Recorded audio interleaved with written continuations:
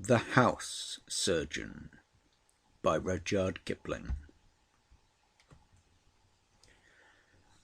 On an evening after Easter Day, I sat at a table in a homeward-bound steamer's smoking room, where half a dozen of us told ghost stories. As our party broke up, a man playing patience in the next alcove said to me, "I didn't quite catch the end of that last story about the curse on the family's firstborn." "It turned out to be drains," I explained. "As soon as new ones were put into the house, the curse was lifted, I believe. I never knew the people myself." "Ah, I've had my drains up twice. I'm on gravel too." "You don't mean to say you've a ghost in your house? Why didn't you join our party?" "Any more orders, gentlemen, before the bar closes?" the steward interrupted. "Sit down again and have one with me," said the patience player. "No, it isn't a ghost. Our trouble is more depression than anything else." "How interesting.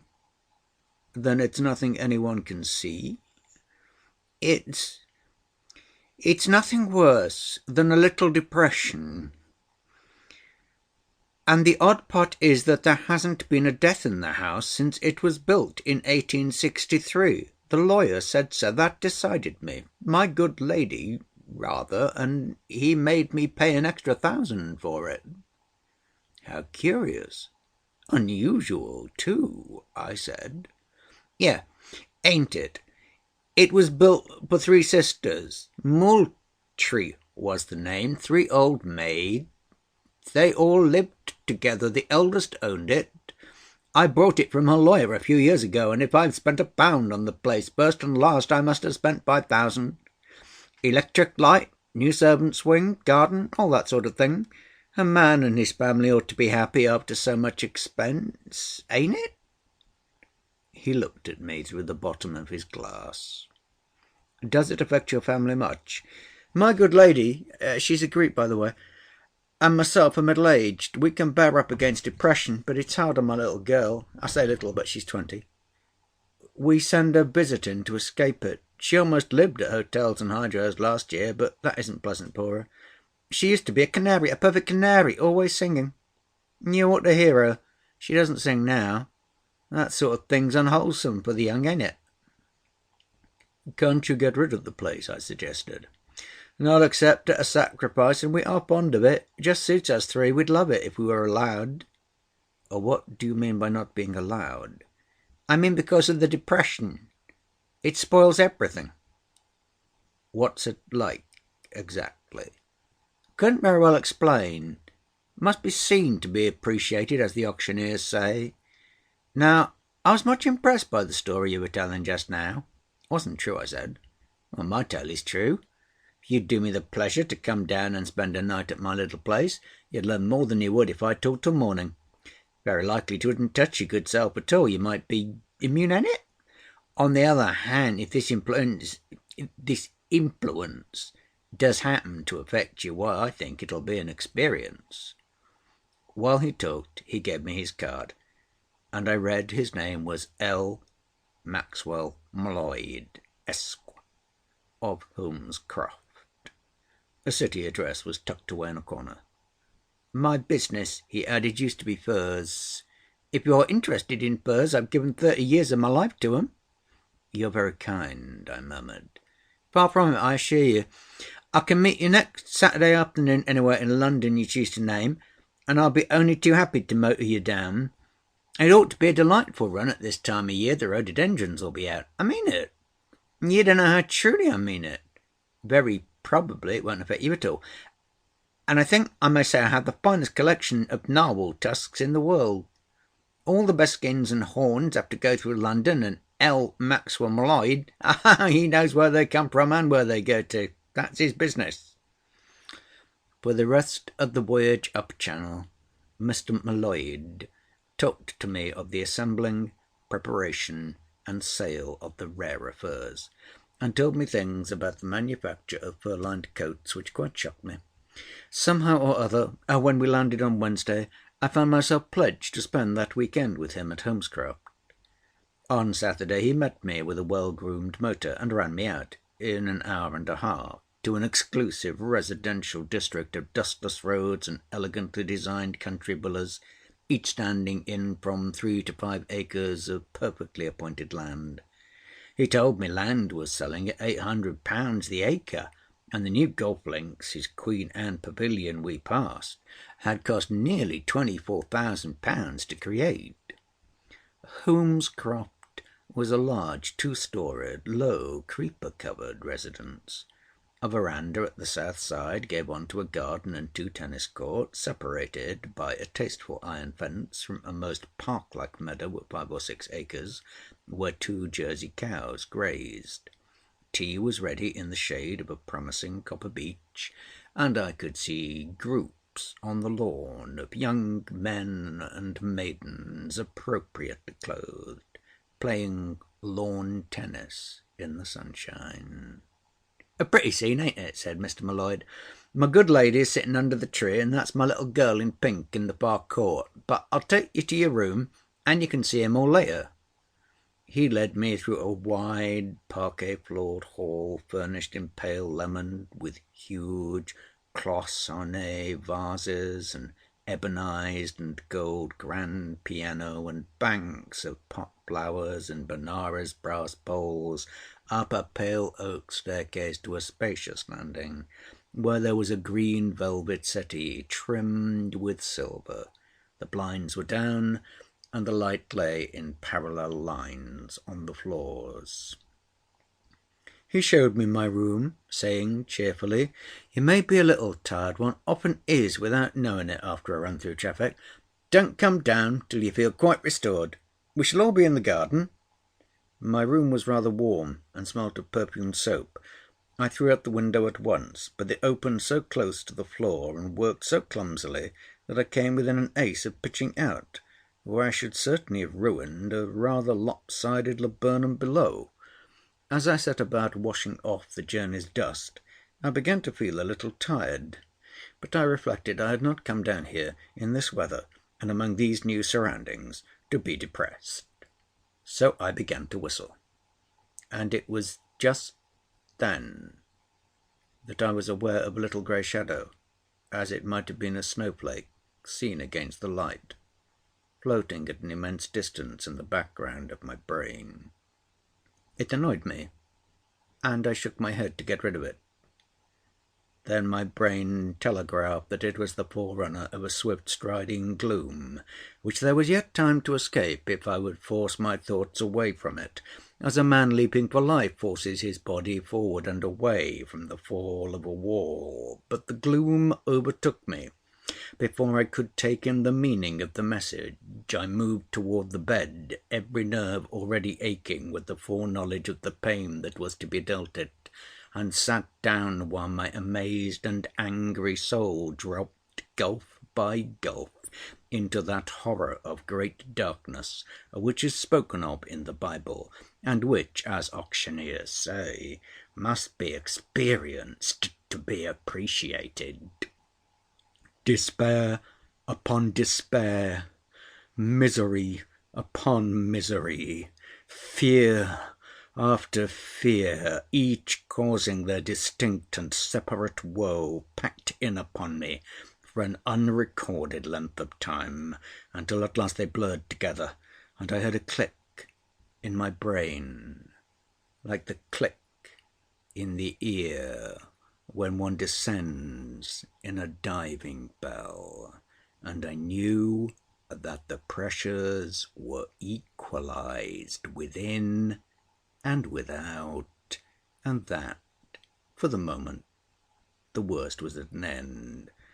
But I knew also that at any moment the darkness might come down anew, and while I dwelt on this speculation precisely as a man torments a raging tooth with his tongue, it ebbed away into the little grey shadow on the brain of its first coming, and once more I heard my brain, which knew what would recur, telegraph to every quarter, "Fox, help! Release or diversion." The door opened and M'Leod reappeared. I thanked him politely, saying I was charmed with my room, anxious to meet Mrs. M'Leod, much refreshed with my wash, and so on and so forth. Beyond a little stickiness at the corners of my mouth, it seemed to me that I was managing my words admirably, the while that I myself cowered at the bottom of unclimbable pits. M'Leod laid his hand on my shoulder and said, "You've got it now already, ain't it?" "Yes," I answered. "It's making me sick." "It'll pass off when you come outside. Give you my word it'll then pass off. Come." I shambled out behind him and wiped my forehead in the hall. "You mustn't mind," he said. "I expect the run tired you. My good lady is sitting there under the copper beech." She was a fat woman in an apricot-coloured gown, with a heavily powdered face against which her black long-lashed eyes showed like currants in dough. I was introduced to many fine ladies and gentlemen of those parts. Magnificently appointed landaus and covered motors swept in and out of the drive, and the air was gay with the merry outcries of the tennis players. As twilight drew on, they all went away, and I was left alone with Mr. and Mrs. M'Leod, while tall manservants and maidservants took away the tennis and tea things. Miss M'Leod had walked a little down the drive with a light-haired young man, who apparently knew everything about every South American railway stock. He had told me at tea that these were the days of financial specialization. "I think it went off beautifully, my dear," said Mr. M'Leod to his wife and to me. "You feel all right now, innit?" "Of course you do." Mrs. M'Leod surged across the gravel. Her husband skipped nimbly before her into the south verandah, turned a switch, and all Holmescroft was flooded with light. "You can do that from your room also," he said as they went in. "There is something in money, ain't it?" Miss M'Leod came up behind me in the dusk. "We have not yet been introduced," she said, "but I suppose you are staying the night?" "Your father was kind enough to ask me," I replied. She nodded. "Yes, I know. And you know too, don't you? I saw your face when you came to shake hands with mamma. You felt the depression very soon. It is simply frightful in that bedroom sometimes. What do you think it is? Bewitchment? In Greece, where I was a little girl, it might have been, but not in England, do you think? Or do you?" "Cheer up, Thea. It'll all come right," he insisted. "No, papa." She shook her dark head. "Nothing is right while it comes." "It is nothing that we ourselves have ever done in our lives. That I will swear to you," said Mrs. M'Leod suddenly. "And we have changed our servants several times, so we know it is not them." "Never mind. Let us enjoy ourselves while we can," said Mr. M'Leod, opening the champagne. But we did not enjoy ourselves. The talk failed. There were long silences. "I beg your pardon," I said, for I thought someone at my elbow was about to speak. "Ah, that is the other thing," said Miss M'Leod. Her mother groaned. We were silent again, and in a few seconds it must have been a live grief beyond words, not ghostly dread or horror, but aching, helpless grief overwhelmed us, each, I felt, according to his or her nature, and held steady like the beam of a burning glass. Behind that pain I was conscious there was a desire on somebody's part to explain something on which some tremendously important issue hung. Meantime I rolled bread pills and remembered my sins. M'Leod considered his own reflection in a spoon. His wife seemed to be praying, and the girl fidgeted desperately with hands and feet till the darkness passed on, as though the malignant rays of a burning glass had been shifted from us. "There," said Miss M'Leod, half rising. "Now you see what makes a happy home. Oh, sell it, father mine, and let us go away." "But I've spent thousands on it. You shall go to Harrogate next week, Thea dear." "I'm only just back from hotels. I am so tired of packing." "Cheer up, Thea. He's over. You know he doesn't often come here twice in the same night. I think we shall dare now to be comfortable."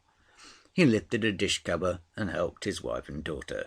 His face was lined and fallen like an old man's after debauch, but his hand did not shake, and his voice was clear. As he worked to restore us by speech and action, he reminded me of a grey-muzzled collie herding demoralised sheep. After dinner we sat round the dining-room fire. The drawing-room might have been under the shadow for aught we knew, talking with the intimacy of gipsies by the wayside, or of wounded comparing notes after a skirmish. By 11 o'clock the three between them had given me every name and detail they could recall that in any way bore on the house and what they knew of its history. We went to bed in a fortifying blaze of electric light. My one fear was that the blasting gust of depression would return, the surest way, of course, to bring it. I lay awake till dawn, breathing quickly and sweating lightly beneath what De Quincey inadequately describes as the oppression of inexpiable guilt. Now, as soon as the lovely day was broken, I fell into the most terrible of all dreams, that joyous one in which all past evil has not only been wiped out of our lives, but has never been committed, and in the very bliss of our assured innocence, before our love shriek and change countenance, we wake to the day we have earned. It was a coolish morning, but we preferred to breakfast in the south verandah. The forenoon we spent in the garden, pretending to play games that come out of boxes, such as croquet and clock golf. But most of the time we drew together and talked. The young man who knew all about South American railways took Miss M'Leod for a walk in the afternoon, and at 5 M'Leod thoughtfully whirled us all up to dine in town. Now, don't say you will tell the Psychological Society, and that you will come again, said Miss M'Leod as we parted, because I know you will not. You should not say that, said her mother. You should say, Goodbye, Mr. Perseus. Come again.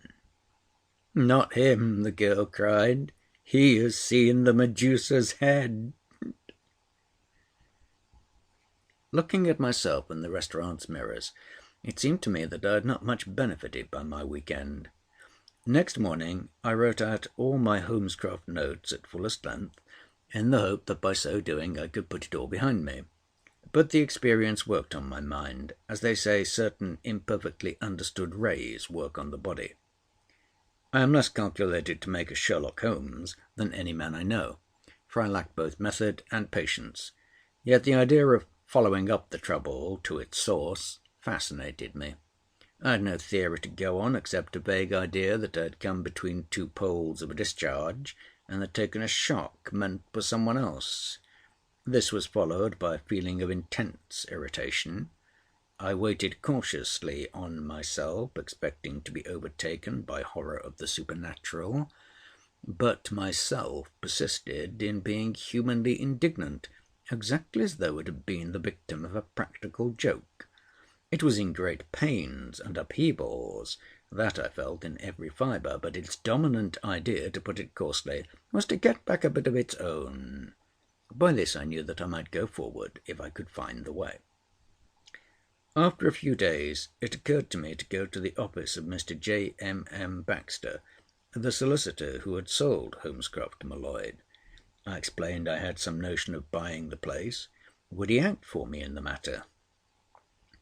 Mr. Baxter, a large, greyish, throaty-voiced man, showed no enthusiasm. "I sold it to Mr. M'Leod," he said. "'Twould scarcely do for me to start on the running down tack now. But I can recommend—" "I know he's asking an awful price," I interrupted, "and atop of it he wants an extra 1,000 for what he calls your clean bill of health." Mr. Baxter sat up in his chair. I had all his attention. "Your guarantee with the house? Don't you remember it?" "Yes. Yeah. That. No death had taken place in the house since it was built. I remember perfectly." He did not gulp, as untrained men do when they lie, but his jaws moved stickily, and his eyes, turning toward the deed boxes on the wall, dulled. I counted seconds. 1, 2, 3. 1, 2, 3, up to 10. A man, I knew, can live through ages of mental depression in that time. "I remember perfectly." His mouth opened a little, as though it had tasted old bitterness.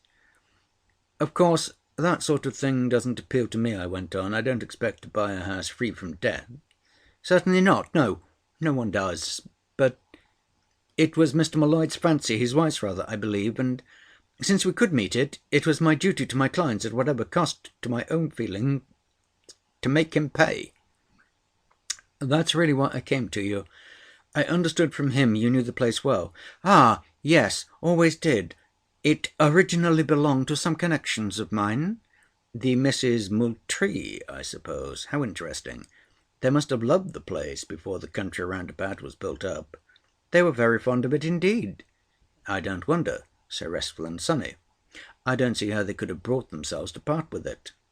Now it is one of the most constant peculiarities of the English that in polite conversation, and I had striven to be polite, no one ever does or sells anything for mere money's sake." "Miss Agnes, the youngest, fell ill." He spaced his words a little. "And as they were very much attached to each other, that broke up the home." Naturally, I fancied it must have been something of that kind.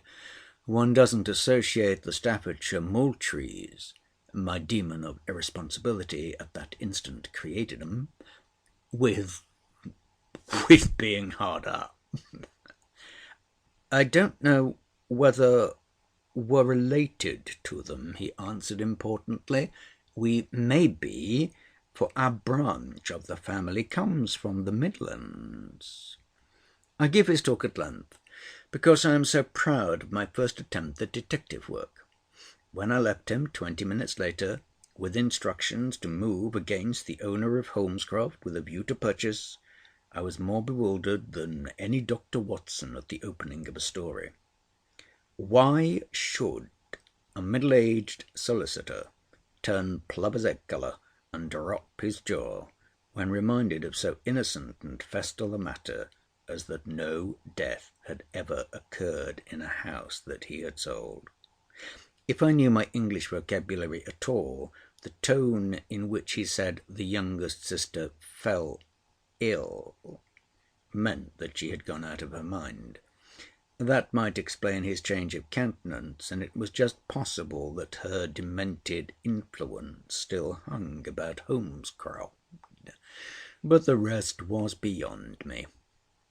I was relieved when I reached M'Leod's city office, and could tell him what I had done, not what I thought. M'Leod was quite willing to enter into the game of the pretended purchase, but did not see how it would help if I knew Baxter. "He's the only living soul I can get at who was connected with Holmescroft," I said. "Aha! Living soul is good," said M'Leod. "At any rate, our little girl will be pleased that you're still interested in us. Won't you come down some day this week?" "How is it there now?" I asked. He screwed up his face. "Simply frightful," he said. "Thea is at Droitwich." "I should like it immensely, but I must cultivate Baxter for the present. You'll be sure and keep him busy your end, won't you?" He looked at me with quiet contempt. "Do not be afraid. I shall be a good Jew. I shall be my own solicitor." Before a fortnight was over, Baxter admitted ruefully that M'Leod was better than most firms in the business. We buyers were coy, argumentative, shocked at the price of Holmescroft, inquisitive and cold by turns. But Mr. M'Leod, the seller, easily met and surpassed us, and Mr. Baxter entered every letter, telegram and consultation at the proper rates in a cinematograph film of a bill. At the end of a month he said it looked as though M'Leod, thanks to him, were really going to listen to reason. I was many pounds out of pocket, but I had learned something of Mr. Baxter on the human side. I deserved it. Never in my life have I worked to conciliate, amuse, and flatter a human being as I worked over my solicitor. It appeared that he golfed. Therefore I was an enthusiastic beginner, anxious to learn. Twice I invaded his office with a bag M'Leod lent it, full of the spellicans needed in this detestable game, and a vocabulary to match. The third time the ice broke, and Mr. Baxter took me to his links, quite 10 miles off, where in a maze of tramway lines, railroads, and nursery maids, we skelped our divoted way round 9 holes like barges plunging through head seas. He played vilely, and had never expected to meet any one worse, but as he realised my form, I think he began to like me, for he took me in hand by the 2 hours together. After a fortnight he could give me no more time than a stroke a hole, and when, with this allowance, I once managed to beat him by 1, he was honestly glad, and assured me that I should be a golfer if I stuck to it. I was sticking to it for my own ends, but now and again my conscience pricked me, for the man was a nice man. Between games he supplied me with odd pieces of evidence, such as that he had known the Moultries all his life, being their cousin, and that Miss Mary the eldest was an unforgiving woman who would never let bygones be. I naturally wondered what she might have against him, and somehow connected him unfavourably with Mad Agnes. "People ought to forgive and forget," he volunteered one day between rounds, "especially where, in the nature of things, they can't be sure of their deductions. Don't you think so?" "It all depends on the nature of the evidence on which one forms one's judgment," I answered. "Oh, nonsense!" he cried. "I'm lawyer enough to know that there is nothing in the world so misleading as circumstantial evidence. Never was." "Why? Have you ever seen men hanged on it?" "Hanged? People have been supposed to be eternally lost on it." His face turned grey again. "I don't know how it is with you, but my consolation is that God must know. He must. Things that seem on the face of 'em like murder or, say, suicide, may appear different to God, eh?" "That's what the murderer and the suicide can always hope, I suppose." I have expressed myself clumsily, as usual. The facts, as God knows 'em, may be different, even after the most clenching evidence. I've always said that both as a lawyer and a man, but some people won't—I don't want to judge 'em—will say they can't believe it, whereas I say there's always a working chance, a certainty, that the worst hasn't happened. He stopped and cleared his throat. "Now, let's come on. This time next week I shall be taking my holiday." "What links?" I asked carelessly, while twins in a perambulator got out of our line of fire. "A potty little 9-hole affair at a hydro in the Midlands. My cousins stay there, always will. Not but what the 4th and 7th holes take some doing. You could manage it, though," he said encouragingly. "You're doing much better. It's only your approach shots that are weak." "You're right. I can't approach for nuts. I shall go to pieces while you're away, with no one to coach me," I said mournfully. "I haven't taught you anything," he said, delighted with the compliment. "I owe all I've learned to you, anyhow. When will you come back?" "Look here," he began, "I don't know your engagements, but I've no one to play with at Bury Mills. Never have. Why couldn't you take a few days off and join me there? I warn you it'll be rather dull. It's a throat and gout, place baths, massage, electricity, and so forth. But The fourth and the seventh holes really take some doing. "I'm for the game," I answered valiantly, heaven well knowing that I hated every stroke and word of it. "That's the proper spirit. As their lawyer, I must ask you not to say anything to my cousins about Holmescroft. It upsets 'em, always did. But speaking as man to man, it would be very pleasant for me if you could see your way to—" I saw it as soon as decency permitted, and thanked him sincerely. According to my now well-developed theory, he had certainly misappropriated his aged cousin's moneys under power of attorney, and had probably driven poor Agnes Moultrie out of her wits. But I wished that he was not so gentle and good-tempered and innocent-eyed. Before I joined him at Barry Mills Hydro, I spent a night at Holmescroft. Miss M'Leod had returned from her hydro, and first we made very merry on the open lawn in the sunshine over the manners and customs of the English resorting to such places. She knew dozens of hydros, and warned me how to behave in them, while Mr. and Mrs. M'Leod stood aside and adored her. "Ah, that's the way she always comes back to us," he said. "Pity it wears off so soon, ain't it?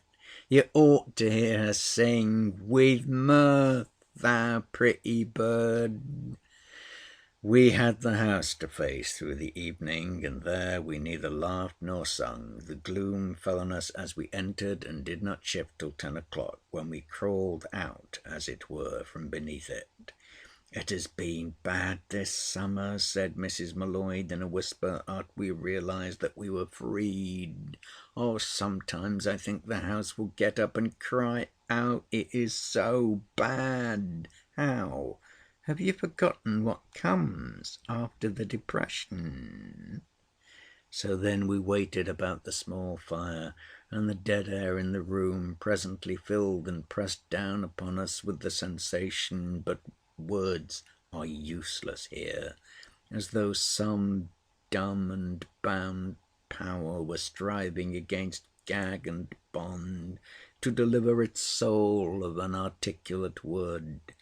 It passed in a few minutes, and I fell to thinking about Mr. Baxter's conscience and Agnes Moultrie gone mad in the well-lit bedroom that waited me. These reflections secured me a night during which I rediscovered how, from purely mental causes, a man can be physically sick, but the sickness was bliss compared to my dreams when the birds waked.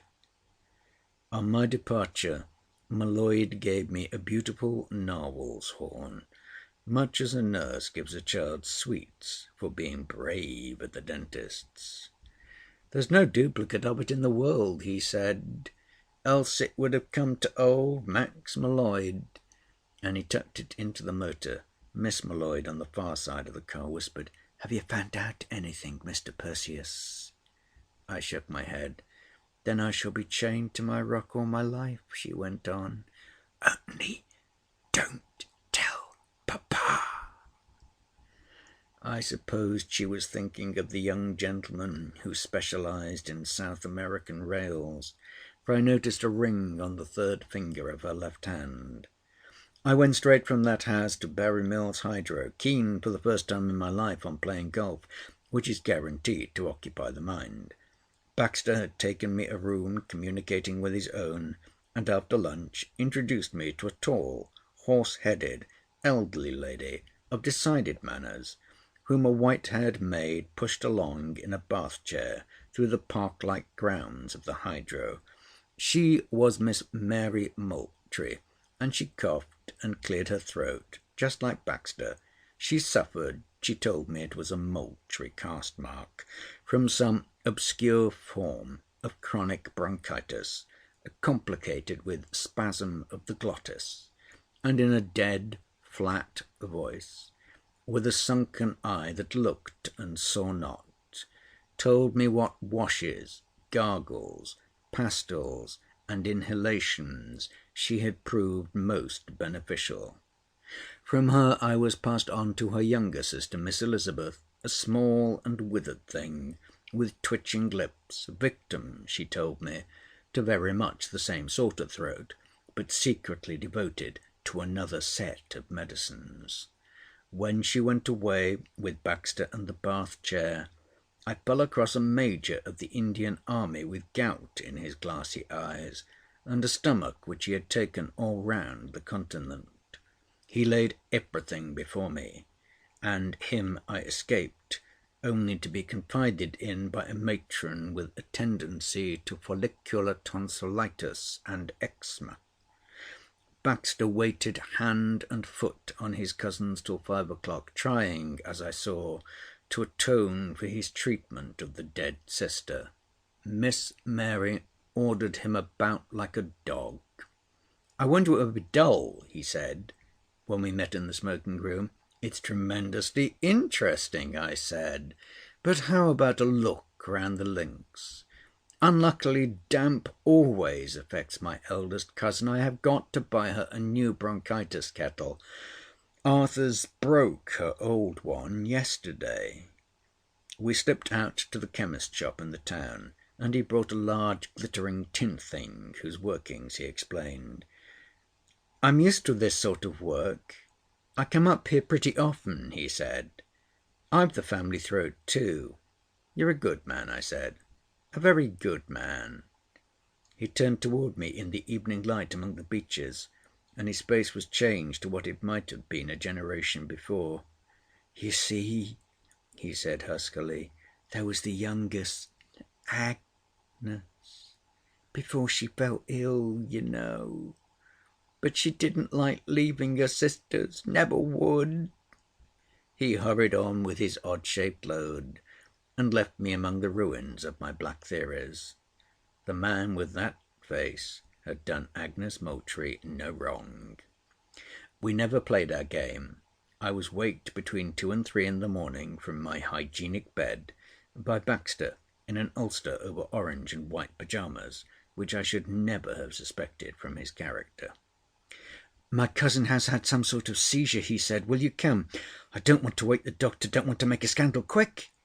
So I came quickly, and led by the white-haired Arthurs in a jacket and petticoat, entered a double-bedded room reeking with steam and friar's balsam. The electrics were all on. Miss Mary, I knew her by her height, was at the open window wrestling with Miss Elizabeth, who gripped her round the knees. Miss Mary's hand was at her own throat, which was streaked with blood. "She's done it! She's done it too!" Miss Elizabeth panted. "Hold her! Help me!" "Oh, I say, women don't cut their throats," Baxter whispered. "My God! Has she cut her throat?" the maid cried out, and with no warning rolled over in a faint. Baxter pushed her under the wash-basins, and leapt to hold the gaunt woman, who crowed and whistled as she struggled toward the window. He took her by the shoulder, and she struck out wildly. "All right. She's only cut her hand," he said. "Wet towel, quick!" While I got that, he pushed her backward. Her strength seemed almost as great as his. I swabbed at her throat when I could, and found no mark, then helped him to control her a little. Miss Elizabeth leapt back to bed, wailing like a child. "Tie up her hand somehow," said Baxter. "Don't let it drip about the place. He stepped on broken glass in his slippers. "She must have smashed a pane." Miss Mary lurched toward the open window again, dropped on her knees, her head on the sill, and lay quiet, surrendering the cut hand to me. "What did she do?" Baxter turned towards Miss Elizabeth in the far bed. "She was going to throw herself out of the window," was the answer. "I stopped her and sent Arthurs for you. Oh, we can never hold up our heads again." Miss Mary writhed and fought for breath. Baxter found a shawl which he threw over her shoulders. "Nonsense," said he. "That isn't like Mary."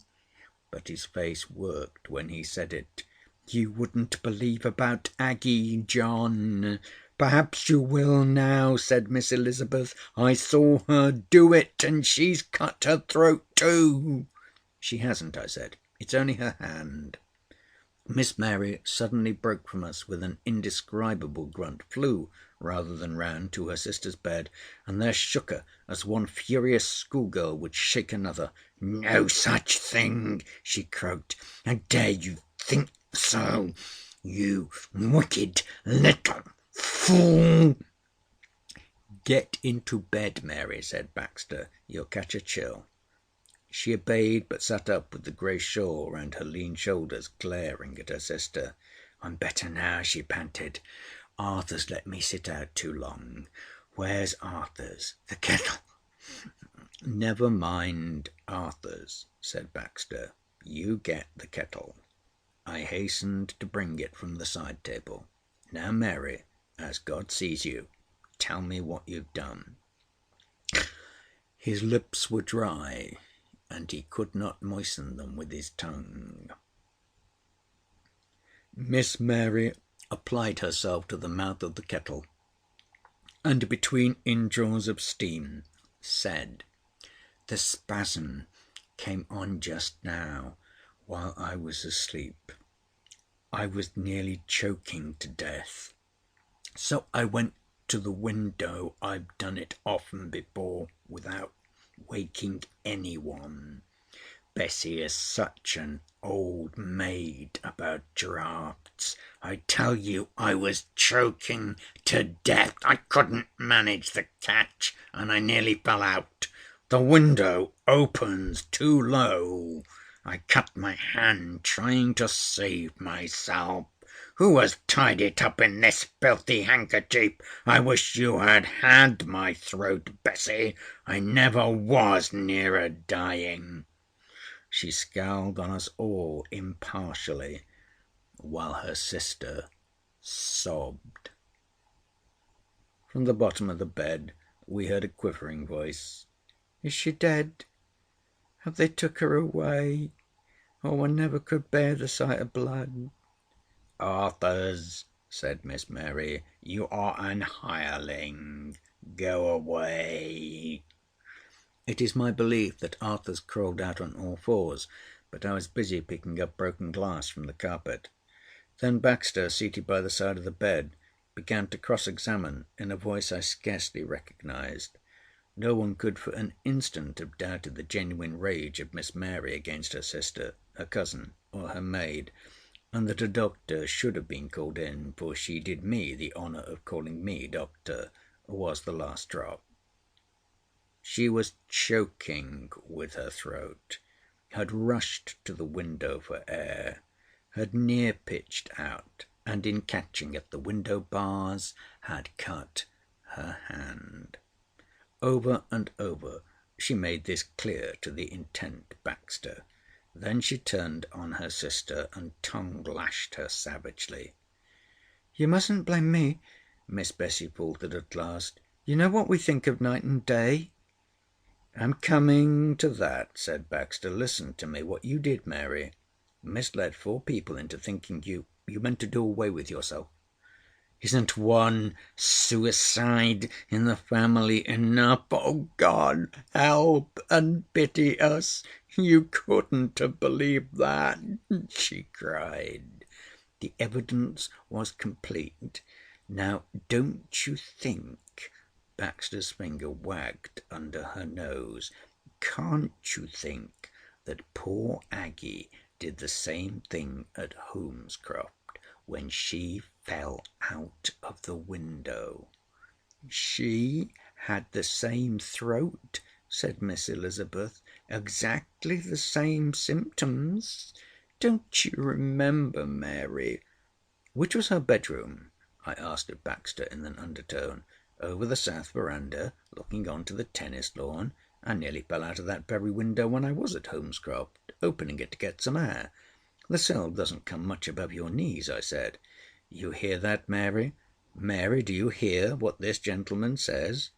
Won't you believe that what nearly happened to you must have happened to poor Aggie that night? For God's sake, for her sake, Mary, won't you believe?"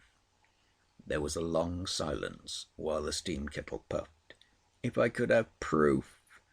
If I could have proof!" said she, and broke into most horrible tears. Baxter motioned to me, and I crept away to my room and lay awake till morning, thinking more specially of the dumb thing at Holmescroft, which wished to explain itself. I hated Miss Mary as perfectly as though I had known her for 20 years, but I felt that, alive or dead, I should not like her to condemn me.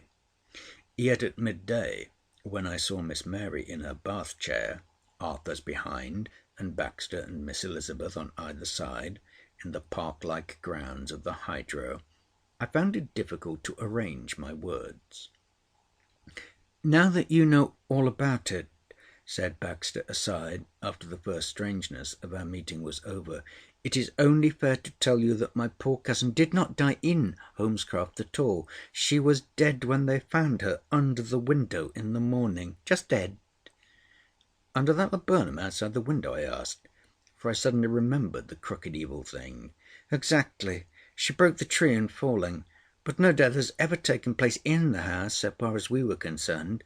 You can make yourself quite easy on that point. Mr. M'Leod's extra 1,000 for what you call the clean bill of health was something towards my cousin's estate when we sold. It was my duty as their lawyer to get it for them, at any cost to my own feelings." I know better than to argue when the English talk about their duty, so I agreed with my solicitor. "Their sister's death must have been a great blow to your cousins," I went on. The bath chair was behind me. "Unspeakable," Baxter whispered. "They brooded on it day and night. No wonder, if their theory of poor Aggie making away with herself was correct. She was eternally lost." "Do you believe that she made away with herself?" "No, thank God. Never have. And after what happened to Mary last night, I see perfectly what happened to poor Aggie. She had the family throat too. By the way, Mary thinks you are a doctor, otherwise she wouldn't like your having been in her room." "Very good. Is she convinced now about her sister's death?" "She'd give anything to be able to believe it, but she's a hard woman, and brooding along certain lines makes one groovy. I have sometimes been afraid of her reason on the religious side, don't you know. Elizabeth doesn't matter. Brain of a hen. Always had." Here Arthurs summoned me to the bath chair, and the ravaged face beneath its knitted Shetland wool hood of Miss Mary Moultrie. "I need not remind you, I hope, of the seal of secrecy, absolute secrecy, in your profession," she began. "Thanks to my cousin's and my sister's stupidity, you have found out." She blew her nose. "Please don't excite her, sir," said Arthurs at the back. "But, my dear Miss Moultrie, I only know what I've seen, of course, but it seems to me that what you thought was a tragedy in your sister's case turns out, on your own evidence, so to speak, to have been an accident. A dreadfully sad one, but absolutely an accident." "Do you believe that too?" she cried. "Or are you only saying it to comfort me?" "I believe it from the bottom of my heart. Come down to Holmescroft for an hour, for half an hour, and satisfy yourself." "What? You don't understand. I see the house every day, every night. I am always there in spirit, waking or sleeping. I couldn't face it in reality." "But you must," I said. "If you go there in the spirit, the greater need for you to go there in the flesh. Go to your sister's room once more and see the window. I nearly fell out of it myself. It's awfully low and dangerous." "That would convince you," I pleaded. "Yet Aggie had slept in that room for years," she interrupted. "You've slept in your room here for a long time, haven't you? But you nearly fell out of the window when you were choking." "That is true. That is one thing true," she nodded. "And I might have been killed as perhaps Aggie was killed." "In that case, your own sister and cousin and maid would have said you had committed suicide, Miss Moultrie. Come down to Holmescroft and go over the place just once." "You are lying," she said quite quietly. "You don't want me to come down to see a window. It is something else. I warn you, we are evangelicals. We don't believe in prayers for the dead. As the tree falls. Yes, I dare say. But you persist in thinking that your sister committed suicide. No, no, I have always prayed that I might have misjudged her.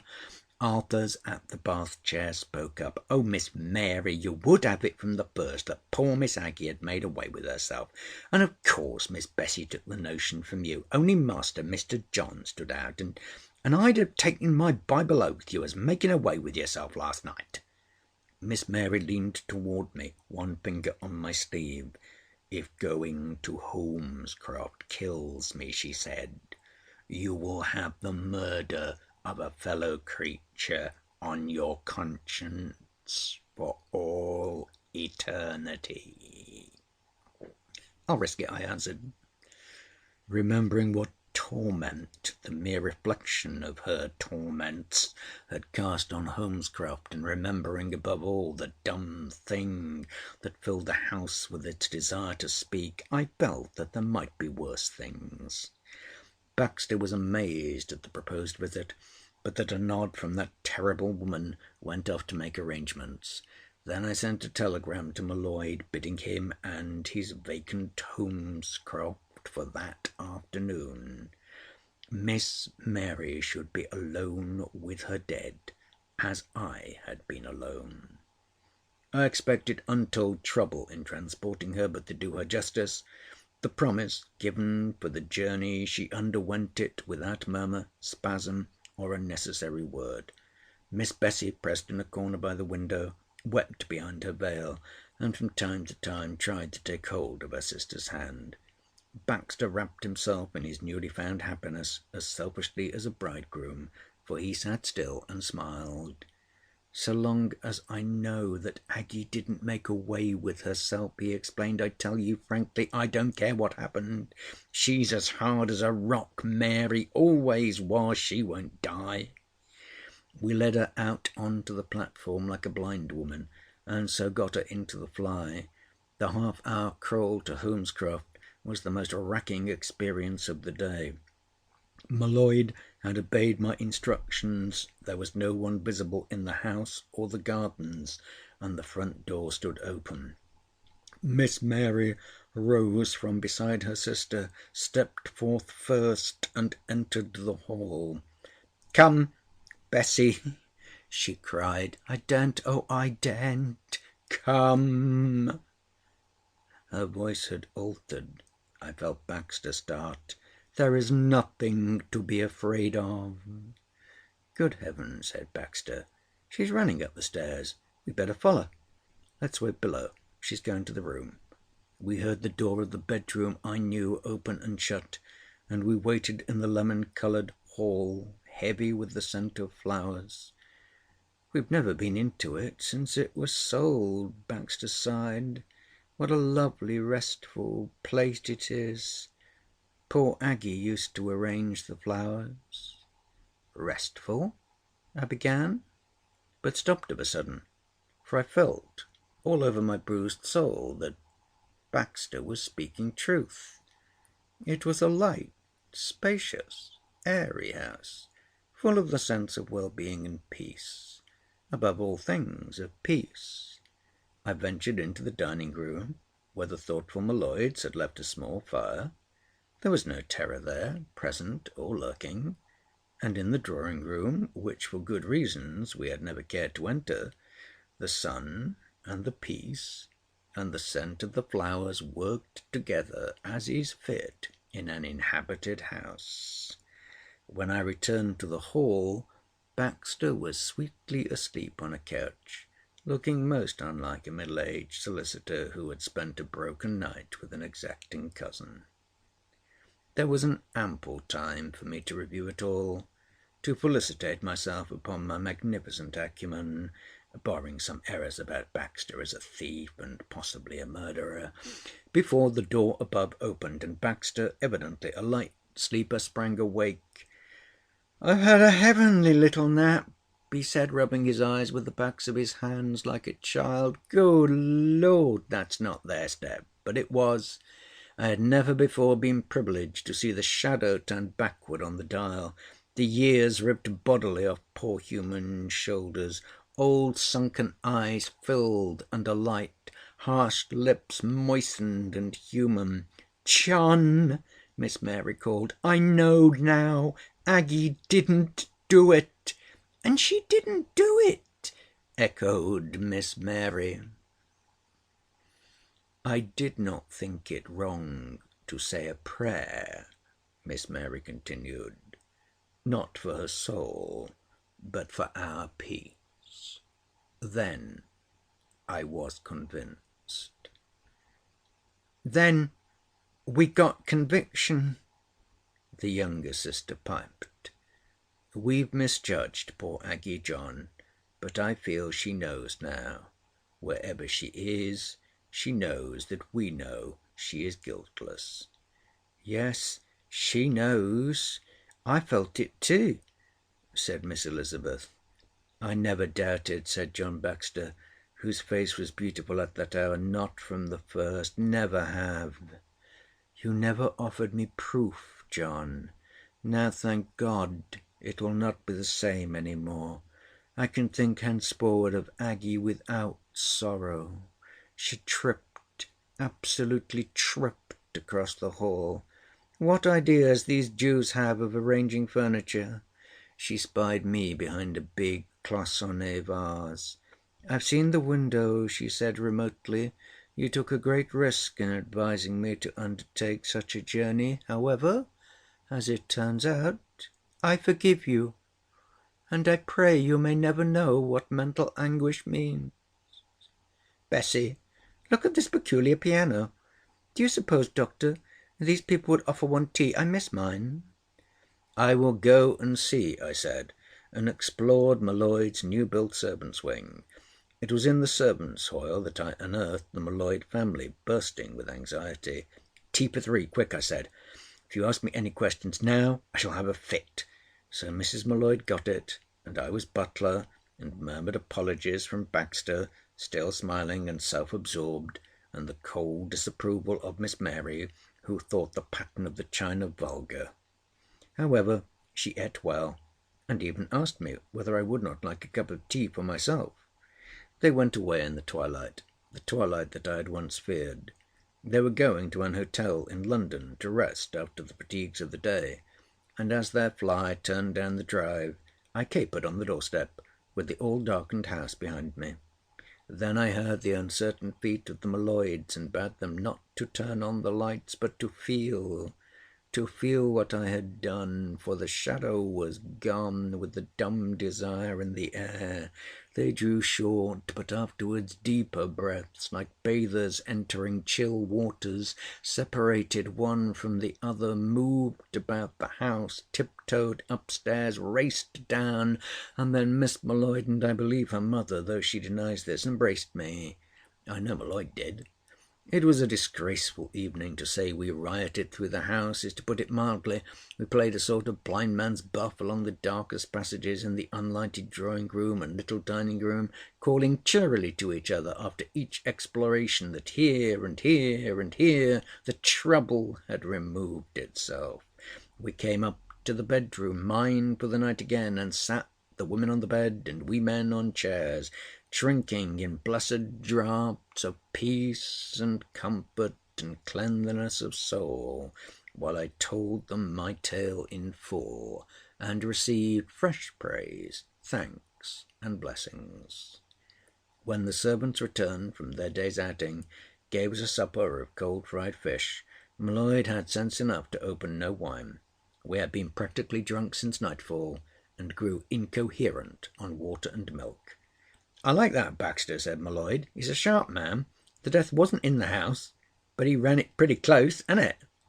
"And the joke of it is that he supposed I want to buy the place from you," I said. "Are you selling?"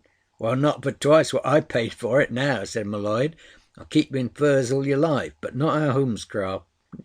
"No, never our Holmescroft," said Miss M'Leod. "We'll ask him here on Tuesday, mamma." They squeezed each other's hands.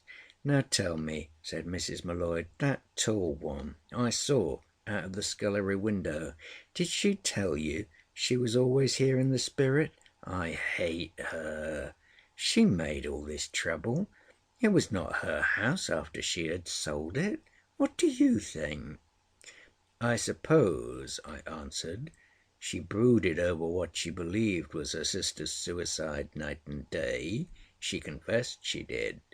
And her thoughts being concentrated on this place, they felt like a burning glass."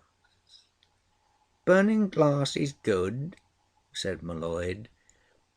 "I said it was like a light of blackness turned on us," cried the girl, twiddling her ring. "That must have been when the tall one thought worst about her sister and the house." "Ah, the poor Aggie," said Mrs. M'Leod, "the poor Aggie, trying to tell every one it was not so. No wonder we felt something, wished to say something." "Thea, Max, do you remember that night?" "We need not remember any more," M'Leod interrupted. "It is not our trouble. They have told each other now." "Do you think, then," said Miss M'Leod, "that those two, the living ones, were actually told something upstairs in in the room?" "I can't say. At any rate they were made happy, and they ate a big tea afterwards. As your father says, it is not our trouble any longer, thank God." "Amen," said M'Leod. "Now, Thea, let us have some music after all these months. With mirth, thou pretty bird, ain't it? You ought to hear that." And in the half-lighted hall Thea sang an old English song that I had never heard before. "With mirth, thou pretty bird, rejoice, thy Maker's praise enhanced. Lift up thy shrill and pleasant voice, thy God is high advanced. Thy food before he did provide, and gives it in a fitting side, wherewith be thou sufficed. Why shouldst thou now unpleasant be, thy wrath against God venting, that he, a little bird, made thee, thy silly head tormenting, because he made thee not a man? O peace he hath well thought thereon, therewith be thou sufficed."